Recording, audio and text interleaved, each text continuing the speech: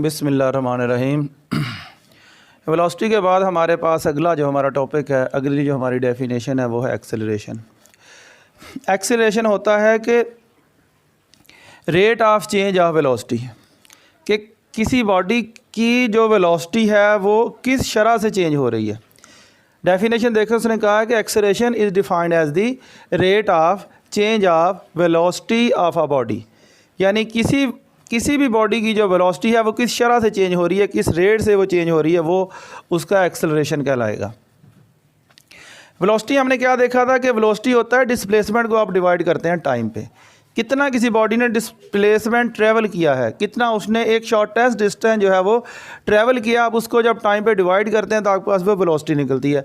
अब हो सकता है कि किसी भी बॉडी की वेलोसिटी जो है वो इंक्रीज़ हो रही हो, ये भी हो सकता है वो डिक्रीज़ हो रही हो। उसकी वेलोसिटी कम थी, फिर उसकी वेलोसिटी जो है वो ज़्यादा हो गई, हो सकता है। और ये भी हो सकता है कि जो वेलोसिटी उसकी है पहले वो ज़्यादा थी, बाद में वो कम हो गई। वेलोसिटी इंक्रीज़ भी हो सकती है, वेलोसिटी डिक्रीज़ भी हो सकती है, मतलब कम भी हो सकती है, ज़्यादा भी हो सकती है। अब इस कम और ज़्यादा की जो शरह है उसको जब आप टाइम पे डिवाइड करते हैं, ये कम या ज़्यादा जो हो रही है उसको जब आप टाइम पे डिवाइड करते हैं तो वो उसकी एक शरह निकलती है, एक उसका वो रेट निकलता है। तो इसी रेट का नाम जो है वो एक्सेलरेशन है। क्या आपने डेफिनेशन लिखी है कि एक्सेलरेशन ऑफ बॉडी जो क्या है, is defined as the rate of change of velocity of body. Acceleration क्या है कि वेलोसिटी के अंदर कितना इंक्रीज़ या डिक्रीज़ आ रहा है, आपने उसको क्या करना है, टाइम पे आपने उसको डिवाइड कर देना है। अब अगर फार्मूले की बात करें तो क्या है एक्सेलरेशन, क्या है, कह रहा है कि final velocity minus initial velocity और डिवाइडेड बाय टाइम टेकन। आपने नेक्स्ट वेलोसिटी को, आप एक बॉडी है जिसने ट्रैवल करना शुरू किया, जिसने मूव करना शुरू किया, एक वेलोसिटी जो है ना वो उसने गेन कर ली है, और वेलोसिटी उसने गेन की है। आप वेलोसिटी जो उसकी, आप सपोज़ कर लें कि पहले वो कम थी, उसके बाद वेलोसिटी उसकी ज़्यादा हो गई है। अब वो ज़्यादा वाली जो वेलोसिटी है उसमें से कम वाली वेलोसिटी आपने लेस कर देनी है, यानी जो वेलोसिटी उसकी बाद में आई है, नेक्स्ट जो वेलोसिटी थी उसमें से आपने प्रीवियस वाली वेलोसिटी जो है ना आपने वो लेस करनी है, और लेस करके आपने क्या करना है, उसको टाइम पे आपने डिवाइड कर देना है। इसलिए आपने इसको लिखा कि फाइनल वेलोसिटी, नेक्स्ट जो उसकी वेलोसिटी है उसमें से पहले वाली वेलोसिटी को आपने लेस किया, और लेस करने के बाद आपने उसको टाइम पे डिवाइड कर दिया, तो आपके पास उस बॉडी का एक्सेलरेशन निकल आएगा। अब ये जो फाइनल वेलोसिटी है इसको हमने यहाँ पे हमने क्या किया, इसको VF से शो किया है। मतलब किसी बॉडी की जो फाइनल वेलोसिटी है VF से शो हो रही है, final velocity. VF mean final velocity, और VI जो है वो इनिशियल वेलोसिटी के लिए है, उसकी जो पहली वेलोसिटी थी। V मतलब वेलोसिटी और I जो है वो इनिशियल। इसी तरह V वेलोसिटी और F जो है वो फाइनल। आप फाइनल में से इनिशियल को लेस करके जब टाइम पे डिवाइड करेंगे तो आपके पास उसका एक्सेलरेशन निकलेगा, और एक्सेलरेशन को यहाँ हमने A से शो किया। ये जिन चीज़ों को आपने बोल्ड किया हुआ है, जैसे V को यहाँ मैंने बोल्ड किया, मैंने यहाँ पे VF लिखा, VI लिखा, V को बोल्ड किया, यानी वेलोसिटी आपकी जो है वो एक वेक्टर क्वांटिटी है। वेलोसिटी आपकी एक वेक्टर क्वांटिटी है, और यहाँ पे एक्सेलरेशन जो आएगा वो भी एक वेक्टर क्वांटिटी है। इसको भी आपने बोल्ड करके लिखा हुआ है। इसका मतलब ये है कि एक्सेलरेशन जो है ये भी एक आपकी वेक्टर क्वांटिटी है। तो फाइनल में से जब आप इनिशियल वेलोसिटी लेस करेंगे, उसको टाइम पे डिवाइड करेंगे, तो आपके पास किसी भी बॉडी का एक्सेलरेशन निकल आएगा। दोबारा ज़रा इसको सुन लें, एक्सेलरेशन क्या चीज़ होती है। किसी बॉडी की वेलोसिटी में कितना इंक्रीज़ हुआ, कितना इसी बॉडी में डिक्रीज़ हुआ, आपने उसको क्या करना है कि आपने उसको डिवाइड कर देना है टाइम पे। अब जब हम बात कर रहे हैं कि वेलोसिटी इंक्रीज भी हो सकती है, यानी पहले किसी बॉडी की वेलोसिटी कम थी, बाद में वो ज़्यादा हो गई, या ये भी हो सकता है कि पहले बॉडी की वेलोसिटी जो थी वो ज़्यादा थी, बाद में वो कम हुई है। अब ये ज़्यादा और कम का जो कंसेप्ट है ये हमें दो चीज़ें दे रहा है। एक हमें ये दे रहा है पॉजिटिव एक्सेलरेशन, और दूसरा हमें ये दे रहा है नेगेटिव एक्सेलरेशन। अब यहाँ पे अगर आप पॉजिटिव की बात करें, एक बॉडी की, अब यूँ समझ लें कि उसकी जो इनिशियल वेलोसिटी है, शुरू की जो वेलोसिटी उसकी, अब यूँ समझ लें वो है 5 मीटर पर सेकंड।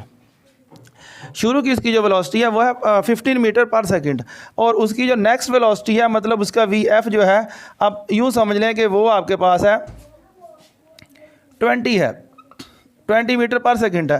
पहले उसकी वेलोसिटी कम थी, बाद में उसकी वेलोसिटी ज़्यादा हो गई है। VF में से जब आप VI को लेस करेंगे, यानी आप जब 20 में से लेस करेंगे इस 15 को, तो आपके पास 5 आएगा। आप टाइम पे डिवाइड कर देते हैं।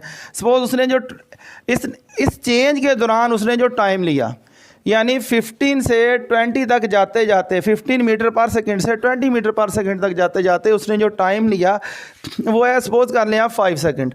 तो इस 20 में से 15 लेस करें तो आपके पास यूँ समझ लें 5 आ गया। 5 को 5 पे डिवाइड किया तो आपके पास 1 आता है। उसका जो चेंज है, उसका रेट ऑफ चेंज जो है वो 1 है। तो ये 1 है आपका एक्सेलरेशन आ गया। ये 1 आपका क्या है, एक्सेलरेशन आ गया। यूनिट क्या है इसका, मीटर पर सेकंड। एक्सेलरेशन का यूनिट होता है मीटर पर सेकंड। अब ये आप देख रहे हैं कि ये 1 जो आया ये आपका पॉजिटिव है। कैसे पॉजिटिव है, क्यों पॉजिटिव है? क्योंकि शुरू की वेलोसिटी आपकी कम थी और बाद वाली जो वेलोसिटी आपकी वो ज़्यादा है।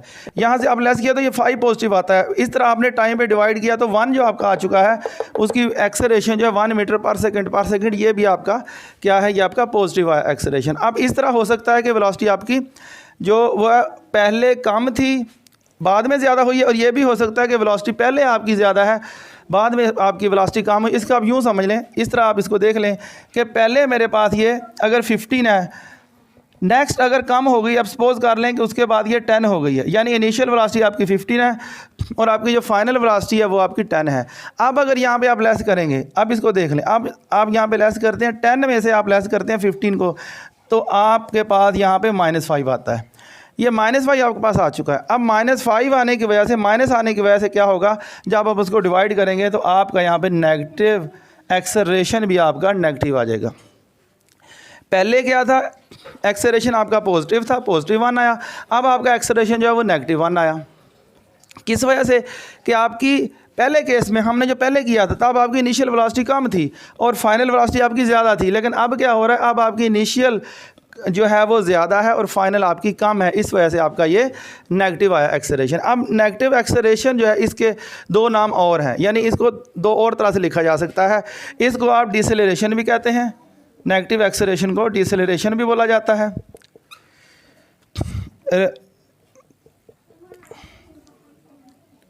डिसेलरेशन, और दूसरा आप इसको कह सकते हैं रिटार्डेशन भी आप इसको बोल सकते हैं। रिटार्डेशन हो या एक्सेलरेशन हो, दोनों किसके नाम है, ये नेगेटिव एक्सेलरेशन के नाम है। यहाँ पे नेगेटिव एक्सेलरेशन भी लिख लें। यानी नेगेटिव एक्सेलरेशन को मज़ीद आप किन नामों से आप इनको बोल सकते हैं, नेगेटिव एक्सेलरेशन,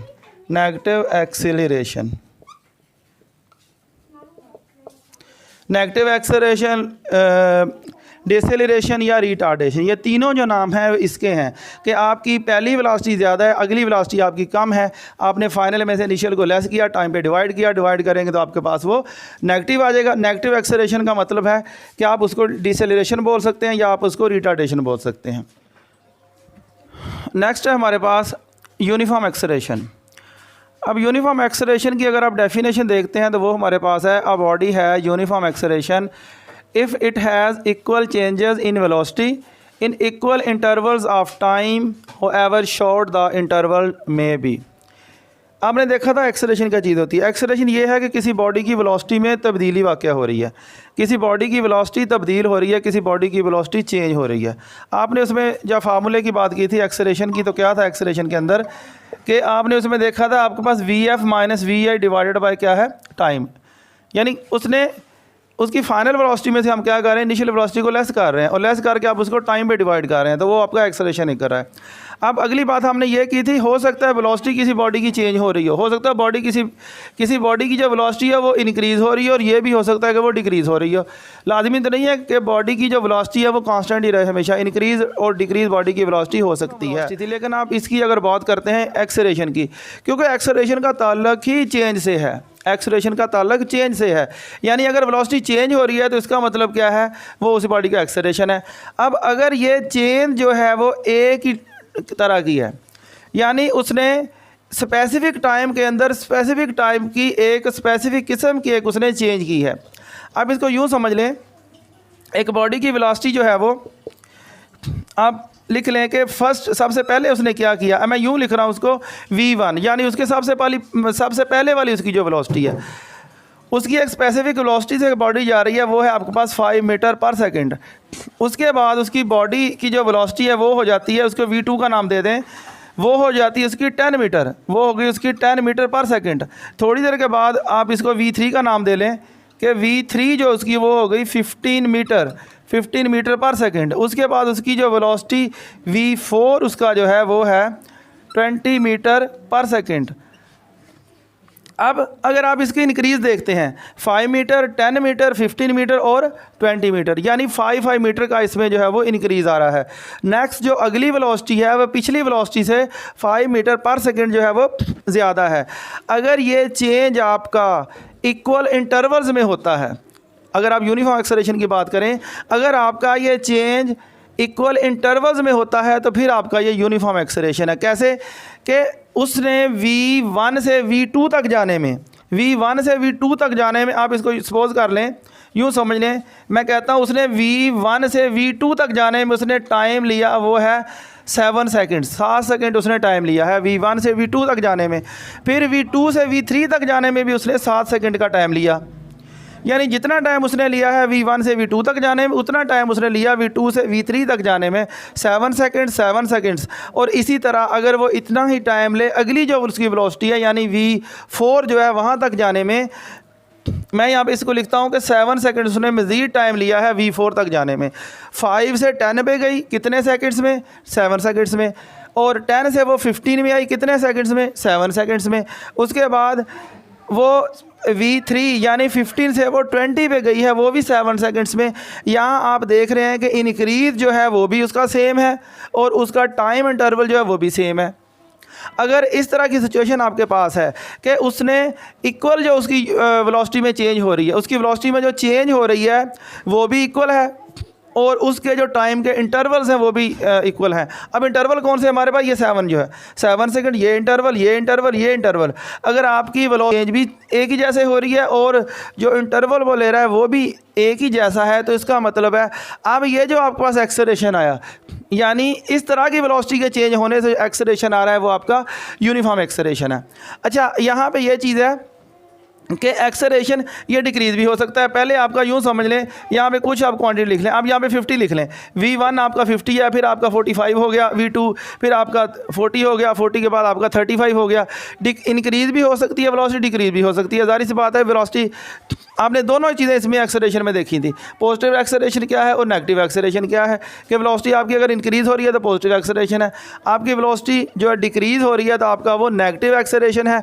एक्सेलरेशन पॉजिटिव भी हो सकता है, नेगेटिव भी हो सकता है आपका, लेकिन अगर वो इस शरह से हो रहा है, इस तरीके से हो रहा है कि आपका जितना यहाँ पे चेंज है उतनी ही चेंज आपकी टाइम के अंदर हो। 5 से 10 पे गया 5 मीटर पर सेकंड, 10 से 15 में आया 5 मीटर पर सेकंड, और 50 से वो 20 पे गया तो 5 मीटर पर सेकंड।